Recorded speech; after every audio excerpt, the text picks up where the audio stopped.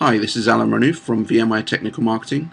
Following the last video example where we showed you PowerCLI 5.01, the vCloud Director Cmdlets, and how to get started, we're now going to show you how to stop and start vApps using various methods which can be found on these objects.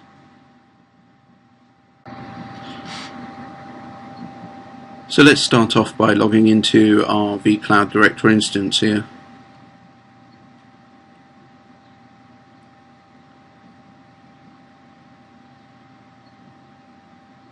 Once we've logged in, you can see we have an organization for Coke, and if I open that, you can see that we've got a very important vApp in there. So I'll open that vApp up, and we can see that it contains two virtual machines, important VM1 and important VM2. At the moment, this vApp is stopped and all the virtual machines are stopped. So let's go back to our PowerCLI prompt. We'll connect to our vCloud instance. I'll log in with my administrator credentials.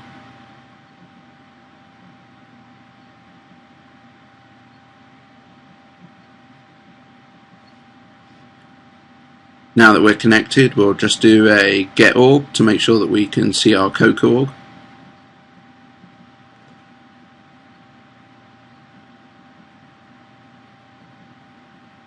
There we go, we have exactly the same results as in the GUI. So let's see what vApps are in that organization. Again, we have the same results. We can see our important vApp in there.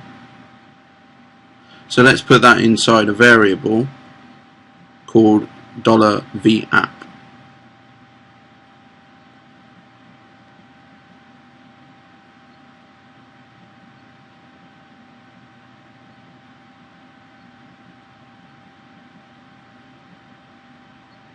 If we run $vApp, you can see that that object is now inside our variable so that we can use that later on. So let's have a quick look at that object by using PowerShell's getMember commandlet. We can see that on there there's various properties and also a couple of methods in there. So let's take a look at some of these properties. You can see that if we do $vApp.name, we get the name of the vApp. If we do $vApp.sizeGB, we get the size that it takes up. Or if we do $vApp.org, we can see that we actually get a object back which gives us the organization that this vApp is in, and that has further properties. So for example, we could do $vApp.fullname and get Coca-Cola, which is the full name, and we can see if that vApp is enabled. So this is great for actually retrieving this object once and looking at the further data.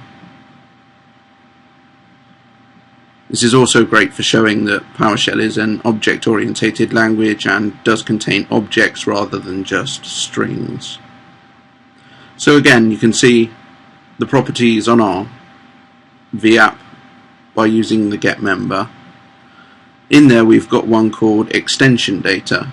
Now, extension data is a property that actually gives us access to the full SDK object and all of its properties and methods, so that you can see that when we retrieve this one back, we've got a whole bunch of complicated data in here, or more data than on our formatted virtual machine object.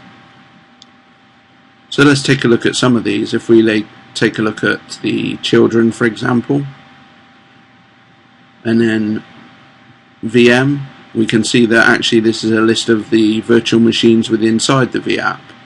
So we can easily get their names by selecting that property and selecting the names.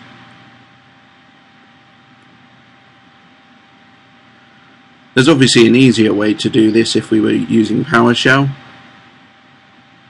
We could take our vApp object and just pipe that through to getCIVM and actually get the full objects back for those virtual machines and all corresponding data.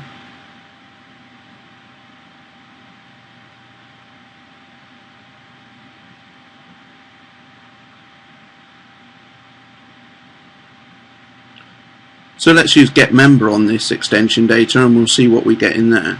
So not only do we have properties, but if we look further up on this object, you can see that we have a lot more methods. So a method is something that we can use against the object to perform a certain task. Let's see how we would use a couple of these methods.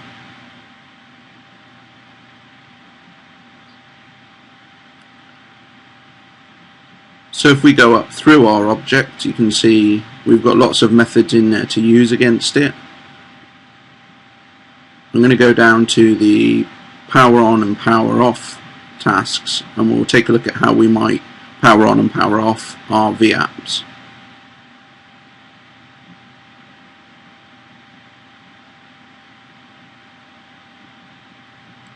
So let's call our vApp object, and then this time we will use the extension data, and we will simply call one of our methods on there. So the method was power on. We'll use open brackets and close brackets, and that will send the power on to our vApp object. If we go back to the GUI and do a quick refresh on that vApp, you'll see our vApp is now actually powering on.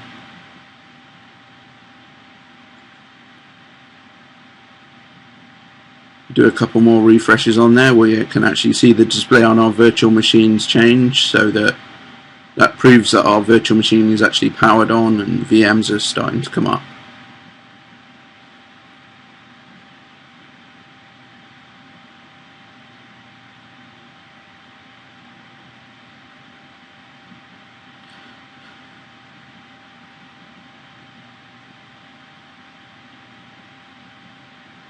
So also from our vApp object we can use the extension data again to power off our VMs within that vApp.